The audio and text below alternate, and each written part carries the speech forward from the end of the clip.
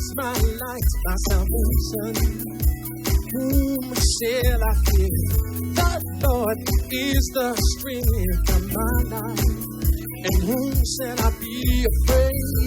When the wicked, even my enemy, my faith and trust I put all in thee. Believe you got the world in your hand. You bless me, Lord, I know I can stand. Show me the way, Lord. I will be faithful, for I am desolate and afflicted. Lord, show me the way. Good afternoon to all of the people that are watching us live on the internet. And as always, it is good to stand before you on the Lord's Sabbath day.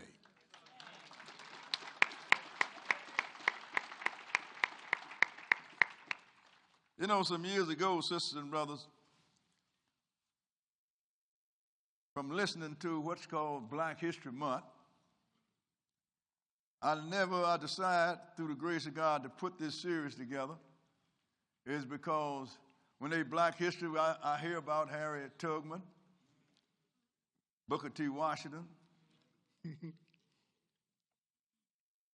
Du Bois, and everything that is connected to slavery. So if our young people would have a history lesson, all they would have is a history of slavery. Nowadays, they're coming up with something new now. They're talking about Black history. What they're talking about, all the singers, the blues singers, and the actors. Sisters and brothers, we have much more of a history than been presented to us. So through the grace of God, I said, look, I'm going to find out what our history really is. And as I started to get some understanding, I understood one thing, that our history and the Holy Bible is intertwined. So I put together these series through the grace of God, Black History Told by the Prophets, and the first one is color. Now, why would I even deal with color? Not because color means a lot or it means less. It's because we are a lost people. You have a people out there that call themselves Jews, and they're white. So now, when you have a people that's lost, and somebody saying that they are that people, nobody is looking for them. So, through the grace of God, we put together using color, people of color, to identify Israel. So whatever the people of Israel look like, then that's what Israel color is. So this is much more than this, sisters and brothers. This goes clean into the kingdom of God, and when the Lord going to adopt all of the sons and daughters of Adam. But we want to do this because if only history you have is a history of servitude and slavery and dancing and acting, you don't have much of a history. You're just like a water lily. You don't have no roots. You didn't come from no place, and you're not going any place. That's why your children have no hope.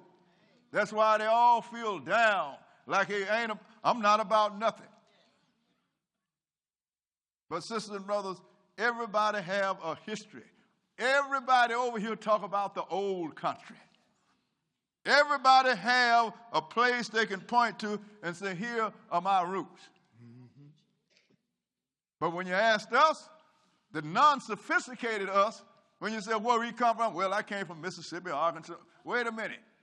Where did you come from before you came from Mississippi, Arkansas? Well, I came from Africa.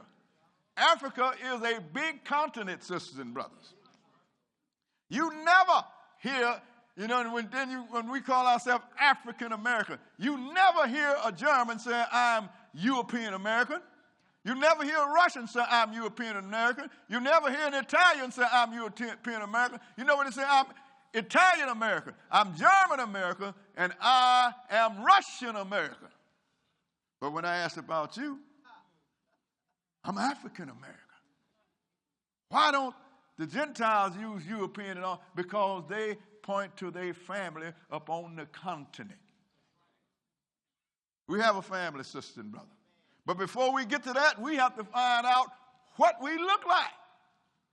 Because we don't know. We have people over here that's saying we are them. That they are us, rather. And when we look at them, we can't identify with them. So what are you? You used to be a Negro. You used to be Afro-American. Then you just went plain old colored. Then you went black. And now you are African American. You big time now.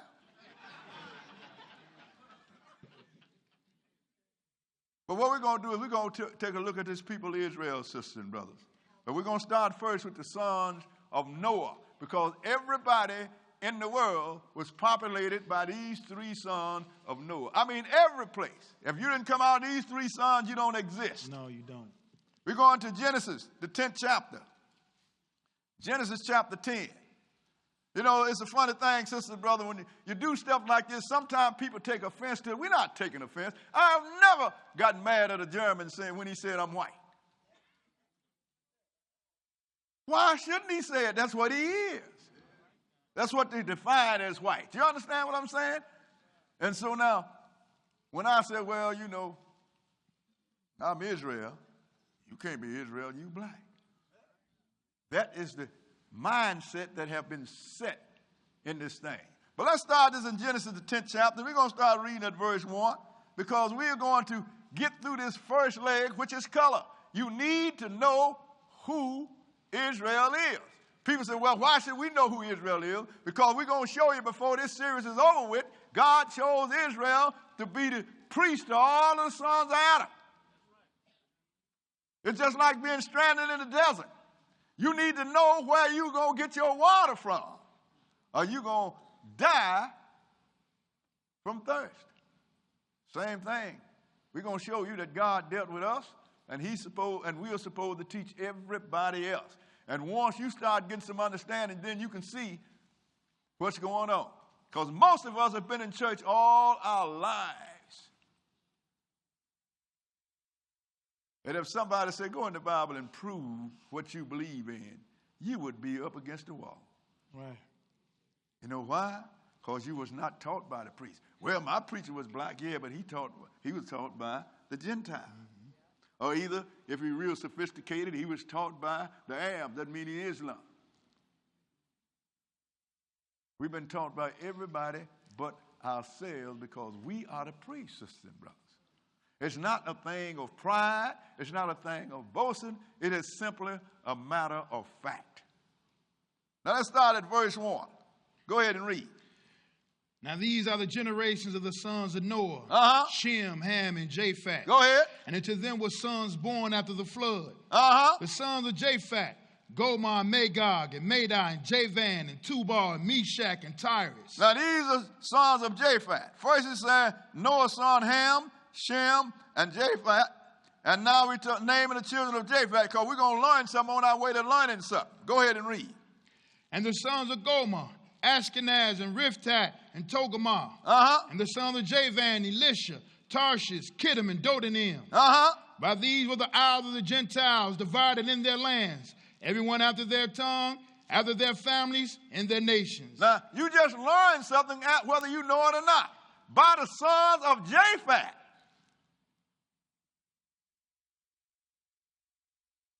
Came the Gentiles.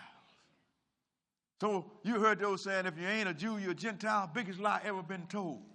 You're a Gentile only if you came out of Japheth. Who is Japheth? That's the European, what we simply call white people. Those are the children of Japheth. Have nothing to do with you. Go ahead and read. 6. The sons of Ham, Cush, Mizraim, Phut, and Canaan. The sons of Ham, Cush, Mizraim, Phut, and Canaan. Go ahead and read. The sons of Cush, Seba, Havlah, Saptah, Reamah, Saptica. The sons of Reamah, Sheba, and Dedan. And Cush begot Nimrod. Go ahead. He began to be a mighty one in the earth. Now Cush begot Nimrod, and he began to be a mighty one in the earth. Who is Nimrod, sisters and brothers? Who is Cush, brother? Cush is Ethiopia. Mm-hmm. Nimrod. I saw it showed Nimrod on the TV. They had a nice big white guy. But he's a Cushite. Cush, Ethiopia. When the Greeks, sisters and brothers, looked up on the Cushites, they said, these people have burnt faces. Right. You know, so the Greek word for burnt face was Ethiop, from which came Ethiopia. Burnt faces. See, these are things that we have to learn, and these things we have to know, sisters and brothers, because sometimes we don't pay attention, therefore we don't get nothing, and we are woefully uninformed. What verse are we? That was the end of 8. Skip down, because we're going to run this thing a little bit, but we can't run it all. Skip down to verse 11. Go ahead and read. Out of that land went forth Asher, and builded Nineveh, and the city Rehoboth, and Caleb. Now, out of that land went Asher. Asher is Assyria, sisters and brothers, Hamites. And you know this city, Nineveh, that Jonah didn't want to prophesy to and try to run away from? Because he wanted the Lord to destroy him. You know why? Because the Assyrians have really done a job on Israel. Mm-hmm. So out of the Assyrians went forth out of the land of Cush and built Nineveh. So that means the Assyrians are Cushites, are Ethiopian. Yes, sir. Go ahead and read. What verse? That was the end of 11. Skip down. Keep going on. Go ahead and read. And raising between Nineveh and Caleb, the same as a great city. Uh-huh. And Mizraim begat Ludum. Go ahead. Ananim and Leabim and Naphthaim. Go ahead. And Pathraim and Cashlaim, out of whom came Philistim. Now, Mizraim. Who was Mizraim? That's Ham's second oldest son. When the Greeks looked upon the Mizraimites, they said, these people are black. You know what the word black means? Egypt. So the word Egypt itself means black. And then out of black came the Philistines, and out of them, and who was a Philistine? Goliath the giant. Yes, sir. He was a Philistine. So when you show you on television where the little old black guy, the Israelite David, with his sling in his hand, they show you as a little old white guy with a sling in his hand and a great big old white guy with a big sword in his hand, a big spear in his hand. It's a little black guy facing a big black guy. Because the Philistine had a champion, Goliath, the son of Anak. Black folk, sisters and brothers. But we're going to get to all of this. What verse is that now? That was ending in 14. Okay. Skip down to verse 18. No, we're not going to go. Keep on reading. I ain't going to skip nothing. Keep reading. Ending in 14. And Caphtorium. And Canaan begat Zidon, his firstborn, in Heth. Uh-huh. And the Jebusites, and the Amorites, and the Girgasites, and the Havites, and the Archites, and the Sinites, uh-huh. and the Arvadite, and the Zemarite, and the Hamitite. Afterward were the families of the Canaanites spread abroad. This is all Canaanites, sisters and brothers. The one whose land God took away from us, took away from them and gave it to us. These are all the sons of Canaanites. Go ahead and read. And the border of the Canaanites was from Zidon, as thou comest to Gera and Gaza, as thou comest to Sodom and Gomorrah and Admah and Zeboim. Also, Sodom and Gomorrah was Canaanites. Yes, sir. They was Canaanites. They said, I'm telling you where everybody come from. Mm-hmm. But these are all black folks we're talking about. But we don't ever see it on TV. Everything we see on TV is white. Where are we now? Ending of 19. Go ahead and read. Even unto Lasha. 20. These are the sons of Ham. Now these are the sons of Ham. After their families, after their tongues, in their countries, and in their nations. The sons of Ham. These all, he named them all. He named Cush, which is Ethiopia, Ham's oldest son. Mizraim, which is Egypt, Ham's second oldest son.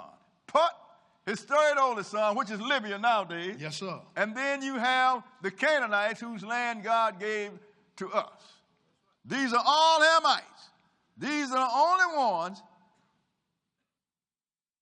that come out of Ham. Nobody else. Read the next verse. Go ahead and read.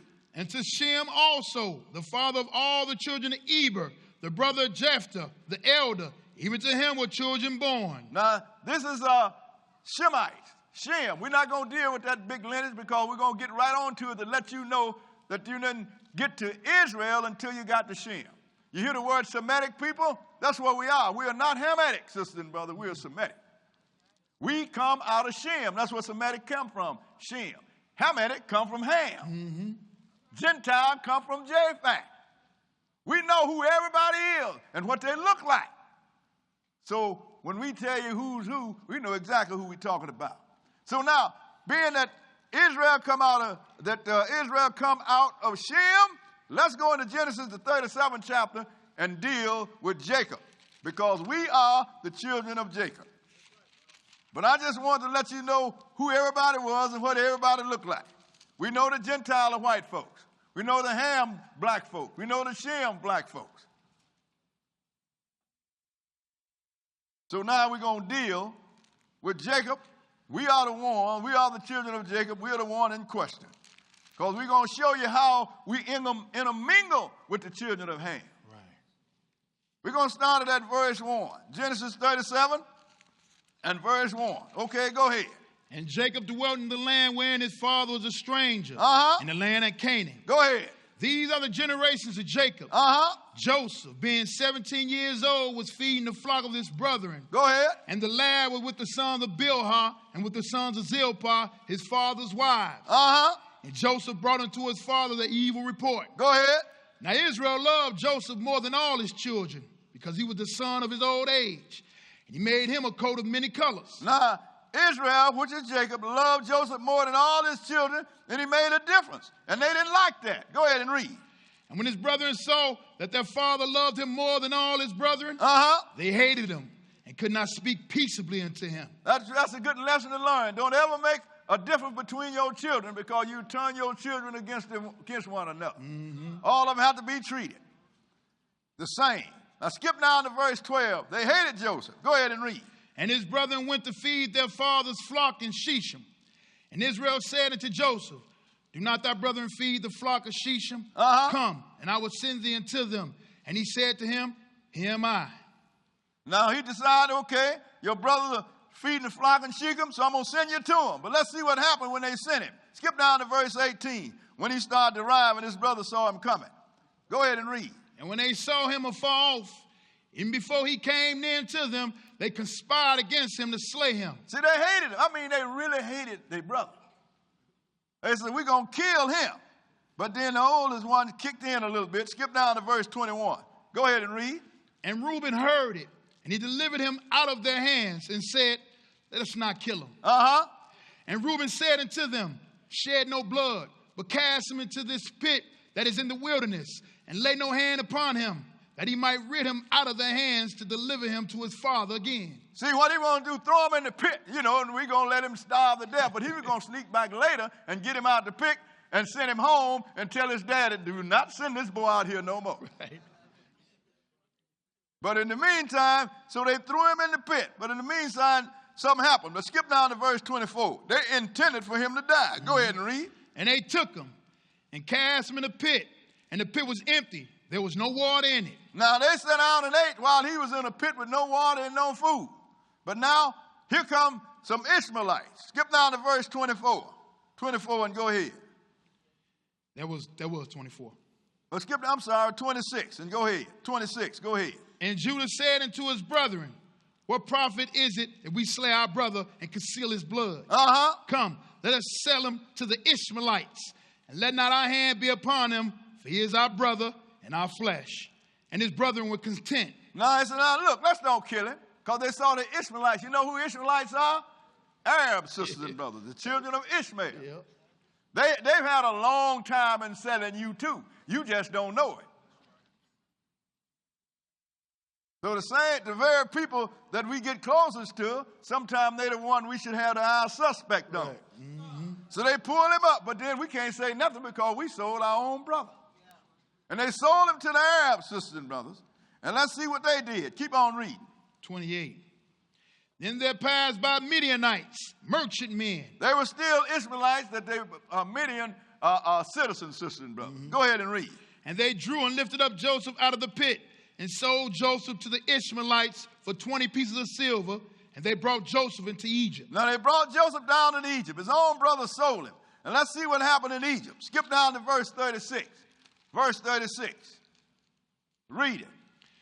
And the Midianites sold him into Egypt, into Potiphar, an officer of Pharaoh and captain of the guard. So now, Joseph's brother sold him to the Arab. The Arab went down there and sold him to a rich Egyptian captain. Mm-hmm.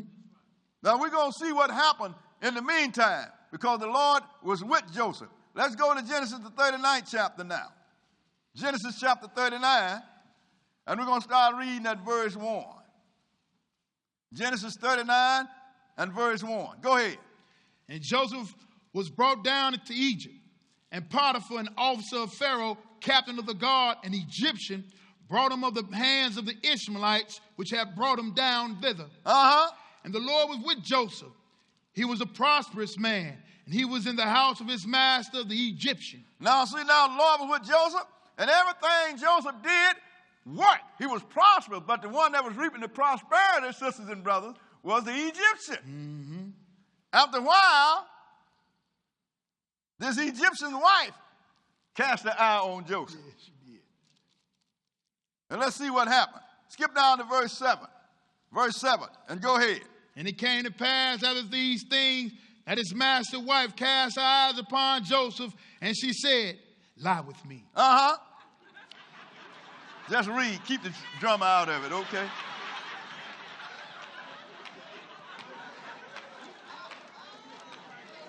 I have to tell him all the time. Let me be dramatic. I'm the preacher. Okay, verse 8. Go ahead. But he refused and said unto his master's wife, behold, my master would not what is with me in the house, and he have committed all that he have to my hand. Now he said, look, I ain't going to do that, because your master, you know, my master and your husband trust me. He have committed all his business into my hand. And he don't even know how much he got now.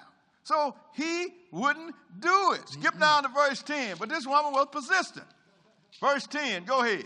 And it came to pass as she spake to Joseph day by day, that he hearkened not unto her to lie by her or to be with her. I mean, she was on him every day. That's rough, ain't it? Yeah. Your master, wife, is on you like a cheap suit, and every time he leave the house, you got to hide. Right. But Joseph wouldn't do it, because Joseph knew the laws of God, sisters and brothers. So skip down to verse 12. Verse 12, go ahead. And she caught him by his garment, saying, lie with me. And he left his garment in her hand and fled and got him out. The man had to run. She grabbed his I guess he had a coat or something. When she grabbed it, he ran, trying to keep him doing this. Because he was loyal, and again, too, he didn't want to cross his God. Right. But in the meantime, this woman took advantage of this. You understand? Mm-hmm. If you ain't going to lay with me, mister, I'm going to get you in trouble. Right. Skip down to verse 16. Verse 16 and go ahead. And she laid up his garment by her until his Lord came home. And she spake unto him according to these words, saying, the Hebrew servant which thou hast brought unto us came in unto me to mock me. And it came to pass as I lifted up my... something? This Hebrew servant that you brought in here, he came in here to mock me. This guy don't have to have the story. He couldn't tell her, because he wasn't going to believe her anyway. Right. I'm pretty sure a lot of this happened in the slavery right here in America. Master's wife or daughter wanted to run with you, but you know, boy, if you get caught, not only are you going to get hung, you're going to get boiled. They did that too. Mm-hmm. So, instead of this guy going and asking Joseph, what happened? Go ahead and read. And it came to pass as I lifted up my voice and cried, that he left his garment with me and fled out. And it came to pass when his master heard the words of his wife, which she spake unto him, saying, after this manner did thy servant to me, that his wrath was kindled. I guess he had the evidence. Look, I got his coat here. When I screamed, he ran. So the guy got mad, and what did he do to Joseph? Go ahead and read. And Joseph's masters took him and put him into the prison, a place where the king's prisoners were bound, and he was there in the prison. Now what he did, he locked him up. Innocent man. He got sold by his brothers to the Ishmaelites. Ishmaelites sold him to this Egyptian captain. Then this man was prospering. His wife wanted to deal with him. He wouldn't do it, so he got sent to prison. But what happened was the Lord was still with Joseph, sisters and brothers. Joseph was blessed. He rose, and the man made him a trustee in prison. Mm-hmm. So Pharaoh had two people that he was mad at, his baker and his butler. He put them in jail. And Joseph running around checking on the inmates. Even though he was an inmate, he was a trustee. And he saw them with sad faces. He wanted to know why y'all sad. And they told him, we had a dream. Well, tell me the dream. They told him the dream. He interpreted the dream. And according to what he interpreted, that's what happened to them. So now,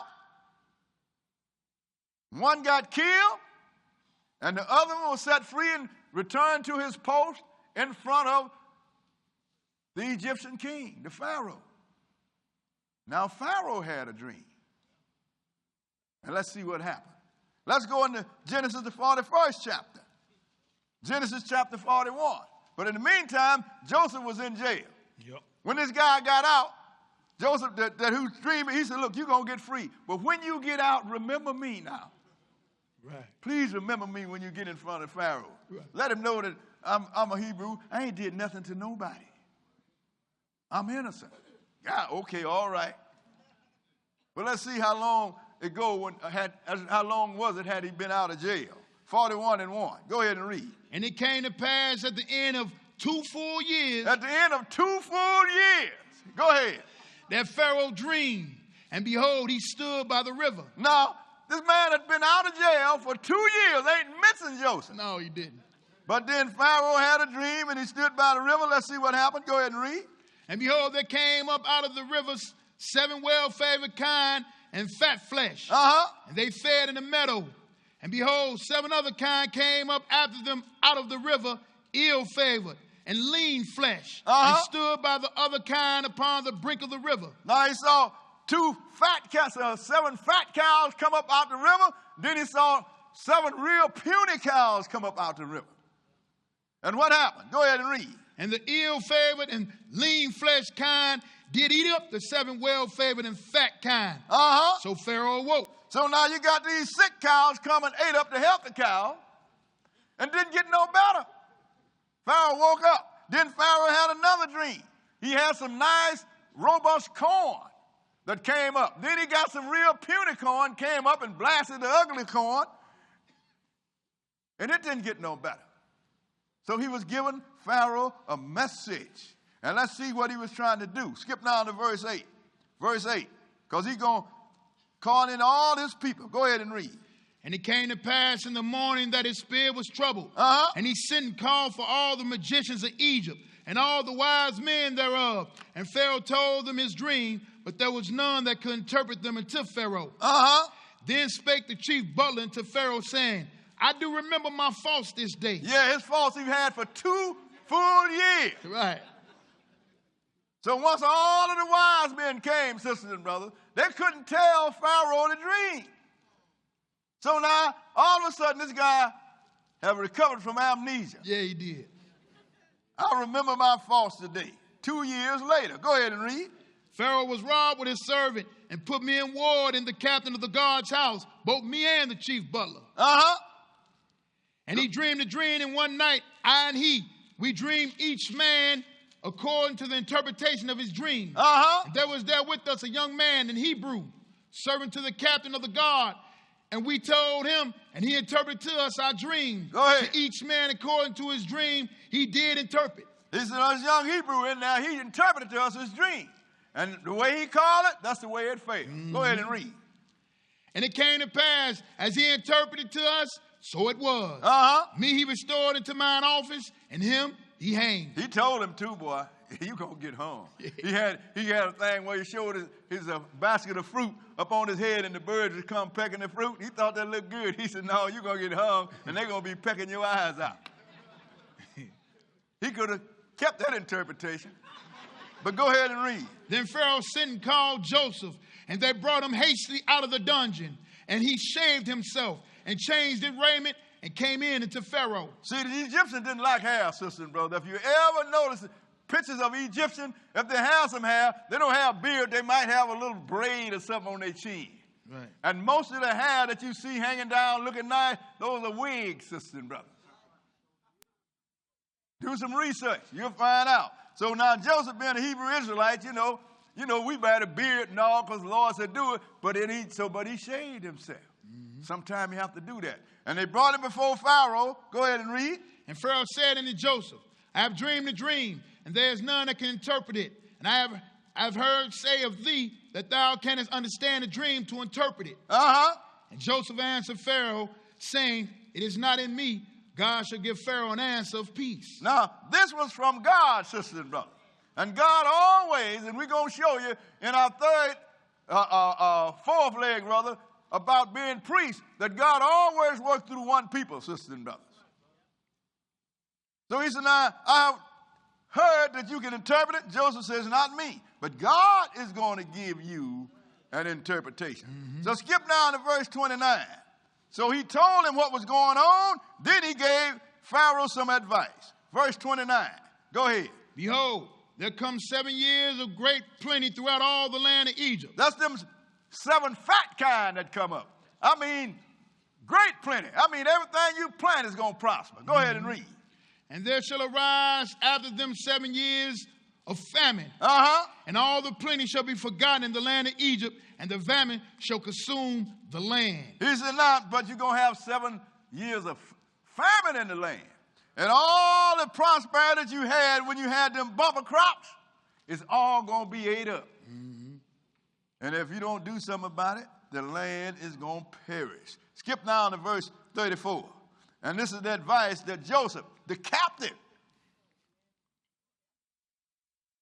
had been enslaved since he was teenager, 17 years old. Yep. What happened? Go ahead and read. 34. Let Pharaoh do this. Let him appoint officers over the land and take up the 5th part of the land of Egypt in the 7 plenteous years. Uh-huh. And let them gather all the food of those good years that come and lay up corn under the hand of Pharaoh and let them keep food in the cities. Uh-huh. And Go ahead. And that food shall be for store to the land against the 7 years of famine which shall be in the land of Egypt, that the land perish not through the famine. Now, he said, what you're going to do is, while you got these good years, while you having these bumper crops, what I want you to do, you store all of this up for the whole 7 years. Mm-hmm. So when the 7 years of plenty is over with, you will have all kind of food. Go ahead and read. What verse are we? That was in the 36th. And skip down to 39 and go ahead. And that's what he said. Let's see what he said. Verse 39, go ahead.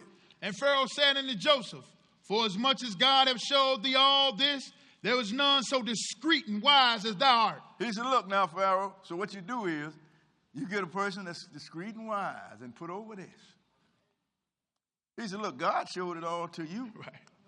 There ain't nobody more discreet and wise than you are. And look what he did. Go ahead and read. Thou shalt be over my house, and according to thy word shall all my people be ruled. He said, you, Joseph, shall be over my house. And according to my word shall you rule over all Egypt. Go ahead and read. Only in the throne will I be greater than thou. Uh-huh. And Pharaoh said unto Joseph, see, I have set thee over all the land of Egypt. And Pharaoh took off his ring from his hand and put it upon Joseph's hand and arrayed him in vestures of fine linen and put a gold chain about his neck. So he put Joseph over all the land, sisters and brothers.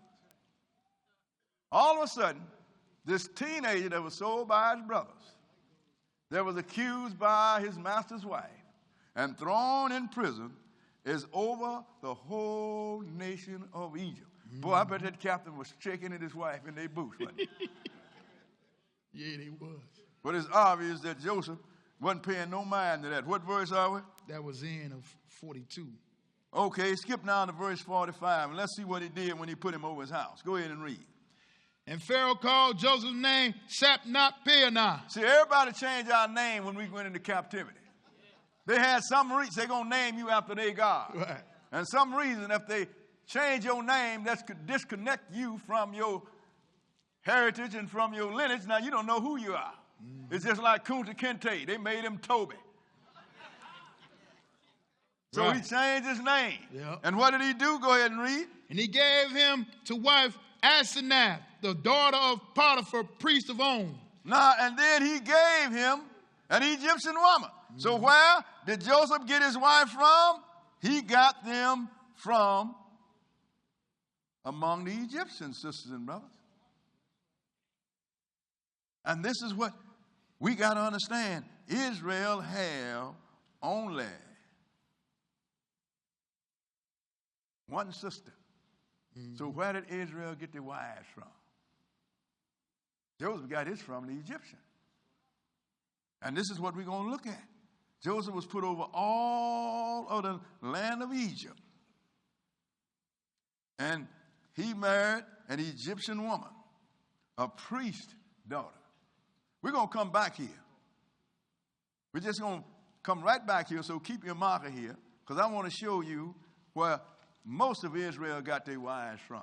Let's back up to Genesis, the 38th chapter. And we're going to go back here.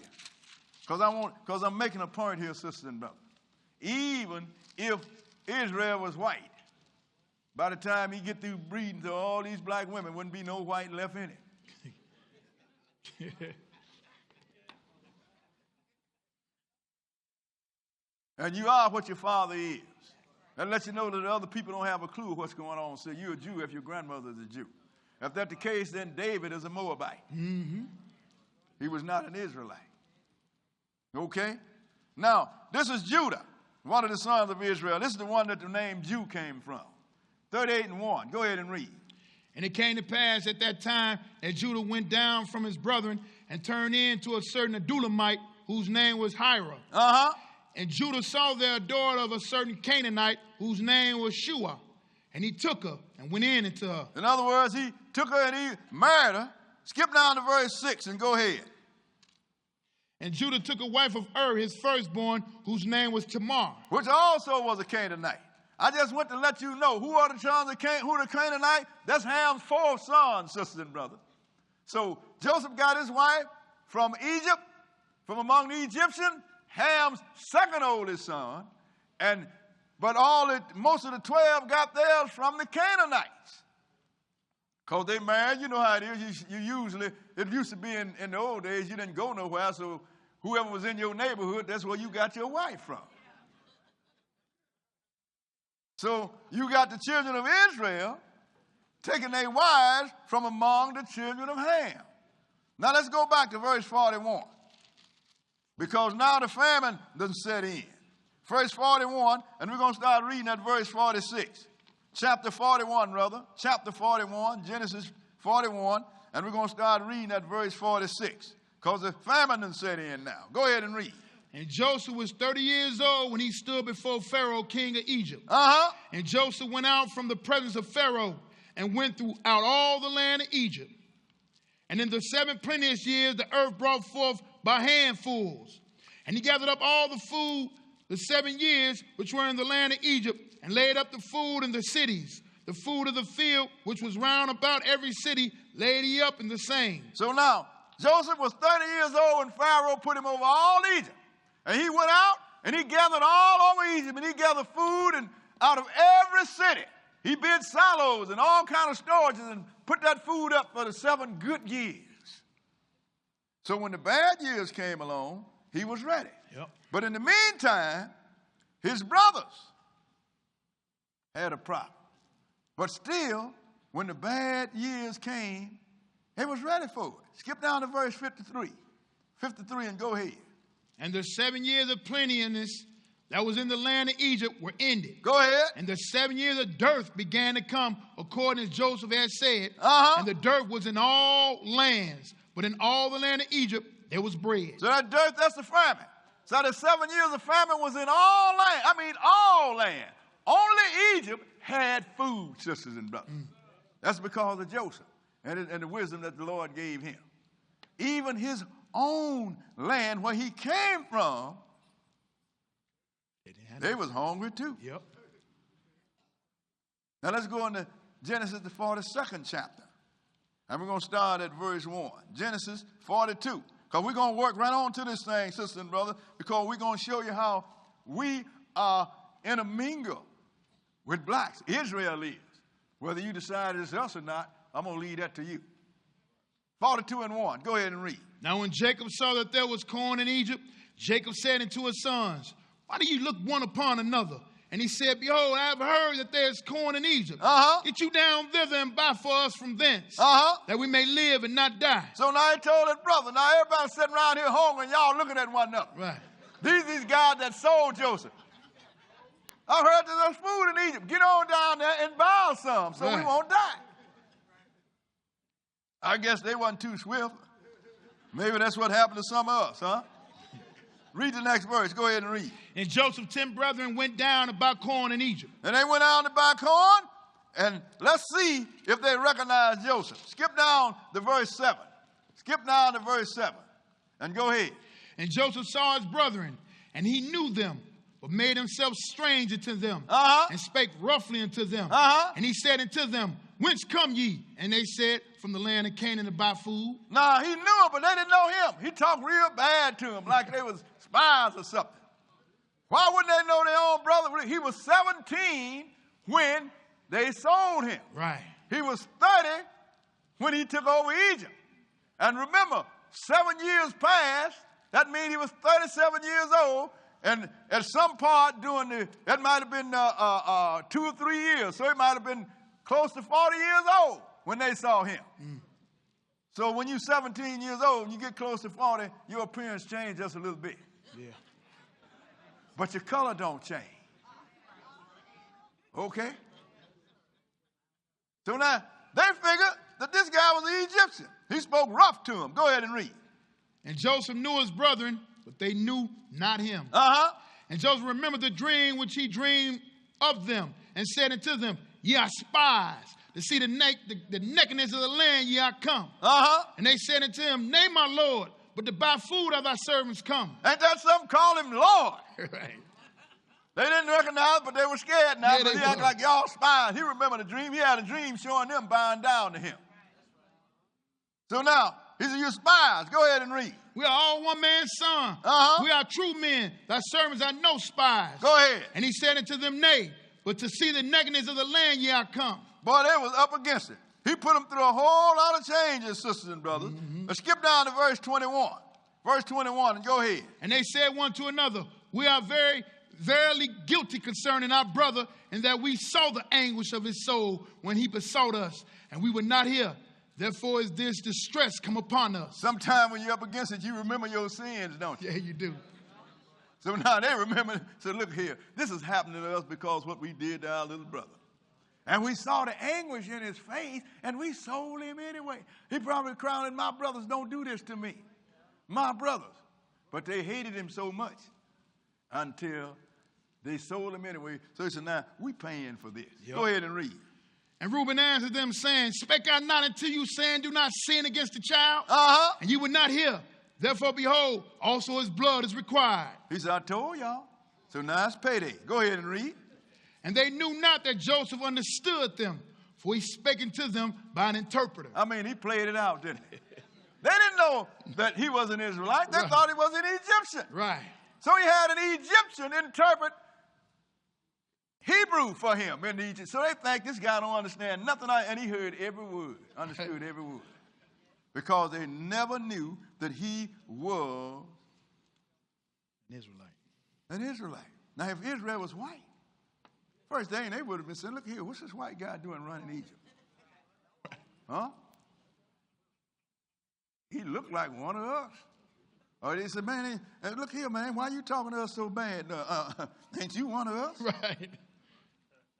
But they didn't believe. They thought he was an Egyptian, sisters and brothers. But we're not going to go through all the changes he put them through. what we're going to see finally, Joseph couldn't deal with it no longer, and he revealed himself. Let's go in the 45th chapter of Genesis. Genesis chapter 45. And we're going to start at verse 1. Genesis 45 and verse 1. Okay, go ahead.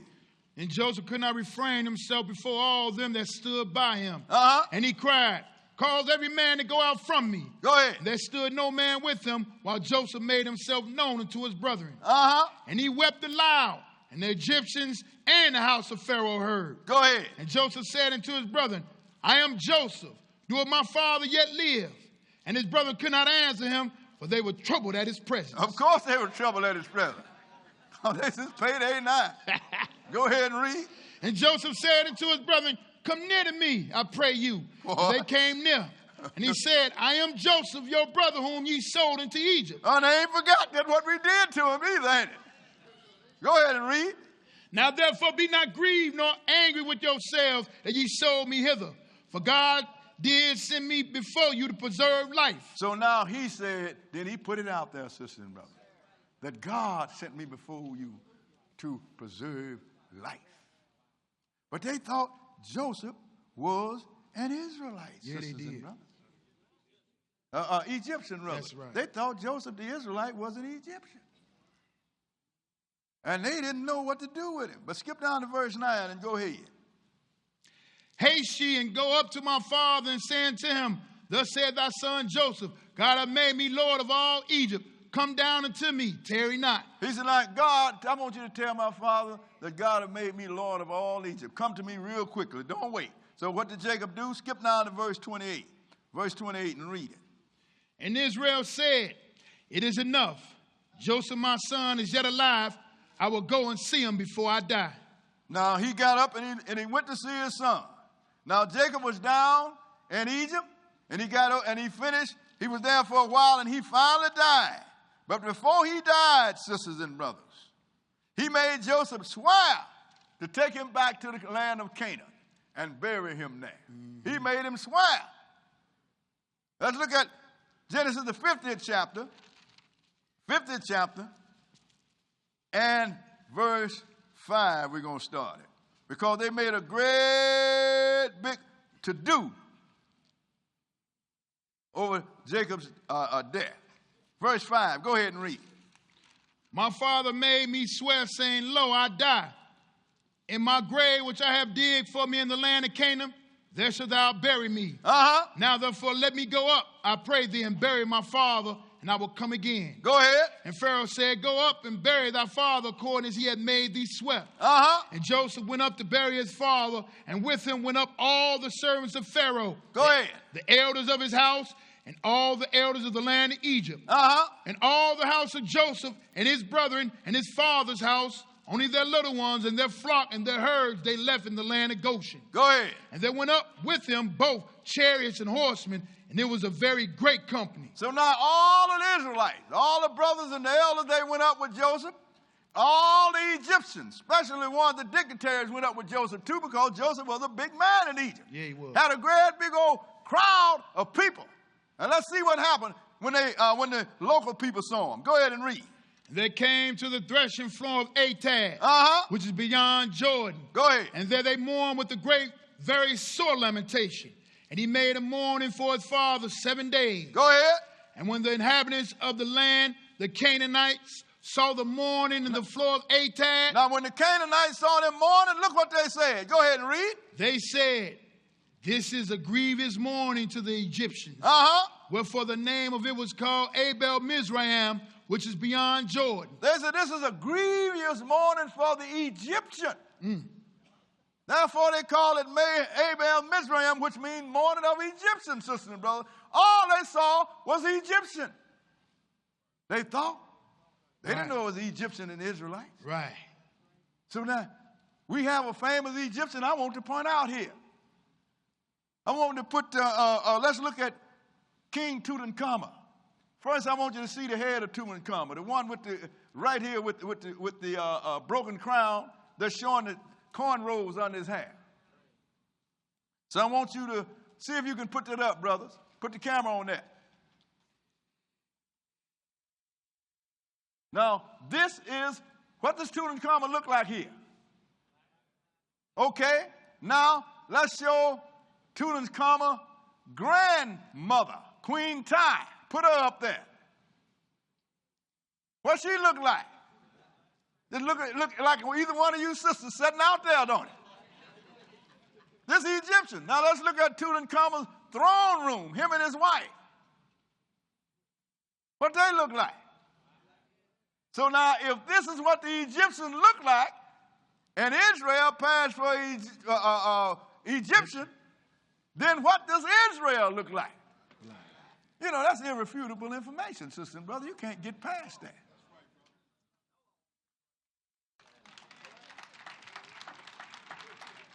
But now, let's go further. Because Joseph went out there and he died. Let's go into Exodus, the first chapter, because we got to bring in some more things here, because we're going to point some things out, sisters and brothers, because there's an anomaly in Egypt right now. We got to get to it and show you where it is, because that's enough to confuse people, except for us. Right. Exodus, the first chapter, let's start reading at verse 1. Go ahead and read. Now these are the names of the children of Israel which came into Egypt. Uh-huh. Every man in his household came with Jacob. Reuben, Simeon, Levi, and Judah, Issachar, Zebulun, and Benjamin, Dan and Naphtali, Gad and Asher, and all the souls that came out of the loins of Jacob was 70 souls, for Joseph was in Egypt already. Now look, 70 souls that came out of Egypt when Joseph went out of Jacob, when Joseph went to Jacob went out into Egypt. 70 souls. I'm talking about these are the males we're talking here. I think they had one granddaughter and one daughter went down there. And then the other guy's wives. But he said it came out of Jacob. So he only counting Jacob's children. Go ahead and read. And Joseph died, and all his brethren, and all their generation. And the children of Israel were fruitful, increased abundantly, and multiplied, and waxed exceeding mighty. The land was filled with them. Now there arose up a new king over Egypt, which knew not Joseph. And he said unto his people, behold, the people of the children of Israel are more mightier than we. Come on, let us deal wisely with them, lest they multiply. And it come to pass that when there falleth out any war, they join also unto our enemies and fight against us, and so get them up out of the land. So now, they done had a lot of babies, more than we are. So now, if we get in the war, they're going to join our enemies. Yeah, they will. And they're going to join with it. But that was 70 souls. Don't you know out of that 70 souls, sisters and brothers, there was 53 unmarried males? Where do you think them 53 guys got their wives from? Egyptians. Now they've grown so much until they say they're more than we are. So now we're going to deal with these people. This when your first slavery started. What verse is that? That was the end of 10. Go ahead and read. Therefore they did set over them taskmasters to afflict them with their burdens. And they built for Pharaoh treasure cities, Pithom and Ramesses. Now, the first chattel slavers we ever had looked just like us. This is what I try to get some of our Hebrew Israelite brothers to realize. Brother, it ain't got nothing to do with what's happening to us. No, color don't have nothing to do with it, even though they think it's happening. It don't have nothing to do with it. It's having to do with the curse that we're going to read about. Right. But then that comes in the next lesson. Yes, sir. But it was 70 souls, and 53 of them was single, and Joseph had already married an Egyptian woman. Now they got so much until they put him in child slavery. Go ahead and read. 12. But the more they afflicted them, the more they multiplied and grew. And they were grieved because of the children of Israel. Now that's one thing that people don't know about us. If we're under pressure, we're afflicted, and we're broke, ain't got nowhere to go, we go home to our old ladies. And we're going to produce children like a postage stamp machine.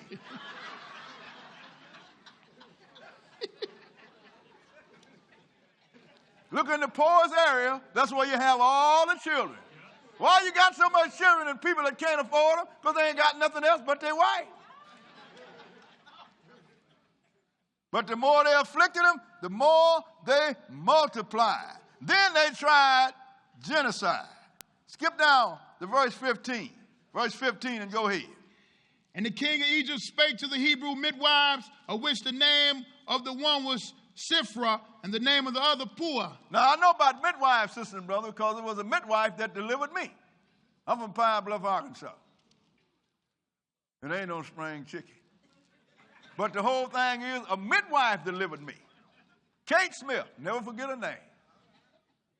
So they went to the midwife, said, look here, I want you to do something. Go ahead and read. And he said, when you do the office of a midwife to the Hebrew women and see them upon the stools, if it be a son, then you shall kill him. Uh-huh. But if it be a daughter, then she shall live. Now, if it be a son, kill him. If a daughter, she gonna live. You know, if they had done that, that would have wiped out the whole Hebrew Israelite nation. Yes, sir. Because if you save them women, whatever nationality lay with the woman, the child is that nationality. Yes, sir. But people don't understand that. Mm-mm. That's why when you hear people say you're a Jew, if your grandmother's a Jew, they don't have a clue of what's going on. So the people that look like us tried to totally extinguish us. Think about what you're reading here, sisters and brothers. It's going to really get hairy next year, next week. Because we're going to show you this. But go ahead, the midwives didn't go for it. Go ahead and read. But the midwives feared God and did not as the king of Egypt commanded them, but saved the men children alive. So now when he saw that they wasn't going to kill everybody, the midwife wouldn't do it, then he leaned to his own people. Skip down to verse 22. Verse 22 and go ahead. And Pharaoh charged all his people, saying, every son that is born ye shall cast into the river, and every daughter ye shall save alive. Now, he told his people there now, every son that is born, cast him into the river.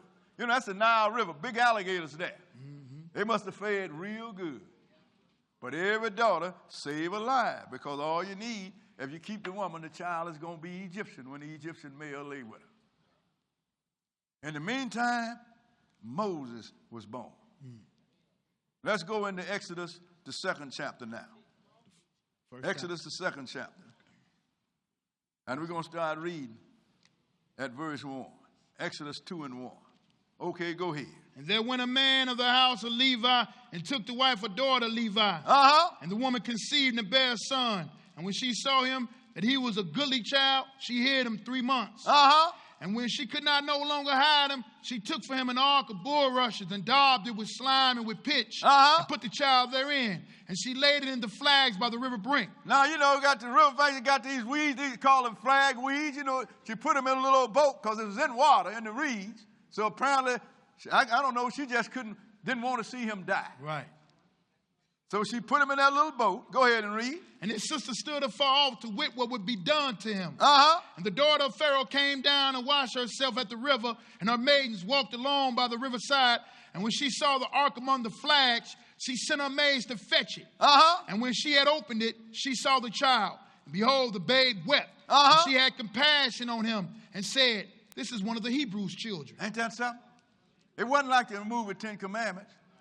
She went out there and she had compassion. This is one of the Hebrew children. Right. Go ahead and read. Then said his sister to Pharaoh's daughter, shall I go and call thee a nurse to the Hebrew women, that she may nurse the child for thee? And Pharaoh's daughter said to her, go. And the maid went and called the child's mother. Go ahead.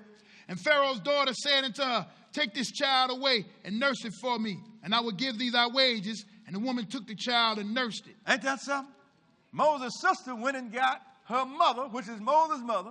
Now she can raise Moses for Pharaoh's daughter under the protection of Pharaoh's daughter. Who gonna go in there and kill Pharaoh's daughter's son? Right.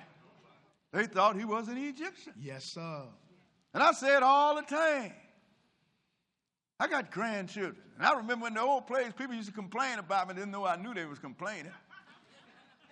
Because when I was sitting down and the choir singing and everything, my grandbabies come up there and jump on my knee. And I was glad to have them there. I am pretty sure that Moses sat on Pharaoh's knee many times. Now, why would he allow a baby that looks like somebody else to sit on his knee, and he was trying to kill all them? He would have told his sister, his daughter, what you been drinking or smoking?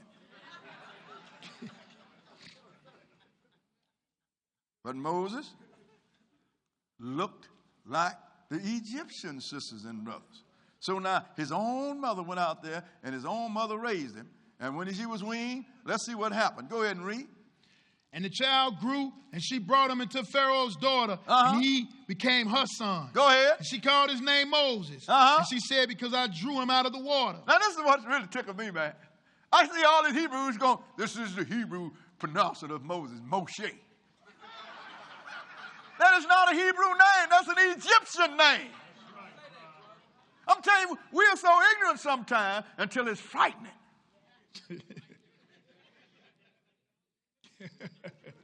That's like they look at Cleopatra. They think she is Egyptian. She's Greek. Ptolemy's daughter. Yes, sir. We just don't know because we don't read nothing. Then we get people get up and tell lies like they have a great authority and great background of research. Most time they're standing right here where I am. And the people just go for, well, that's the preacher. I know he ain't going to lie. Boy, you should listen to Jesus. He told you something, but don't nobody listen. So now, she brought him, and he became Pharaoh's daughter's son, and she called his name Moses because she drew him out from the water. Go ahead and read. 11. And it came to pass in those days when Moses was grown, that he went out into his brethren and looked on their burdens, and he spied an Egyptian smiting in Hebrew one of his brethren. And he looked this way and that way, and when he saw that there was no man, he slew the Egyptian and hid him in the sand. See, Moses always knew who he was because his mother taught him. He just kept it concealed because she said, now don't you tell him now because Pharaoh will kill you. So he went out there when he got grown. You know, he probably, he's an Egyptian prince in the eyes of all the people. And he go out there and he see the Egyptians abusing his Hebrew because they abused their sister and brother. He killed him and hid him in the sand. Skip down to verse 15. Verse 15 and go ahead. Now when Pharaoh heard this thing, he sought to slay Moses. How does Pharaoh know about it? Because the Egyptians, Israelites saw him do it. Yeah. And we can't hold no secrets. And we sit down and we're going to put our head together and we're going to plot something we're going to do. You got somebody among us patting his feet. Can't wait to get out so he can go tennis. Didn't nobody see him but an Israelite. So how did he find it out? You figure that out. Now when Pharaoh heard this thing, he sought to slay Moses. Go ahead and read. But Moses fled from the face of Pharaoh and dwelt in the land of Midian, and he sat down by a well. Now the priests of Midian had 7 daughters, and they came and drew water and filled the troughs to water their flocks. Go ahead. Their father's flocks. And the shepherds came down and drove them away. But Moses stood up and helped them and watered their flocks. So now, I guess them girls had been going down there watering. The shepherds come and they run them away and drank the water that the girls drew. Right. But this time Moses was there. And Moses got up and he dealt with them shepherds. Go ahead and read. 18. When they came to Reuel, their father, he said, how is it that ye are come so soon today? And they said, an Egyptian delivered us out of the hand of the shepherds. Who delivered us? The Egyptian. They didn't say a Hebrew Israelite with Egyptian clothing, did they? An Egyptian delivered us out of the hands of the shepherds. Go ahead and read. And also drew water enough for us and watered the flock. And he said unto his daughter, and where is he? Why is it that ye have left the man? Call him, that he may eat bread. Go ahead. And Moses was contented to dwell with the man, and he gave Moses Zipporah, his daughter. So now Moses was down there 40 years, sisters and brothers. Skip down and read verse 23. Go ahead. And it came to pass in process of time that the king of Egypt died, and the children of Israel sighed by reason of the bondage, and they cried, and their cry came up unto God by reason of the bondage. Now the one that wanted to kill Moses, he died. But in the meantime, they had increased the bondage so bad on Israel until the Lord was listening to it, and finally the Lord decided, I'm going to do something about it. Now let's go into Exodus, the 3rd chapter. Exodus, the 3rd chapter. And we're going to start reading that verse 1.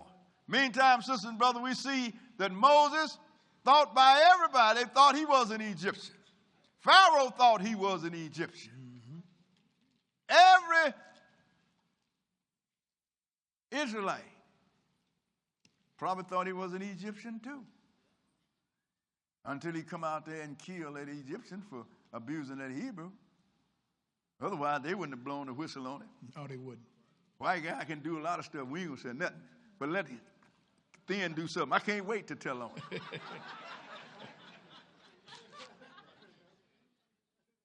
Because I figure if I accuse the white guy, hey, I'm in bigger trouble. But this is the way it was. You understand? And it didn't have nothing to do. I use white because we're among Gentiles. But it was the same thing in Nigeria, same thing in Ethiopia, same thing in South Africa, Zimbabwe. All of the sons of Ham, we're going to show you. They laid more of a plank on us than the Gentiles could possibly lay on us.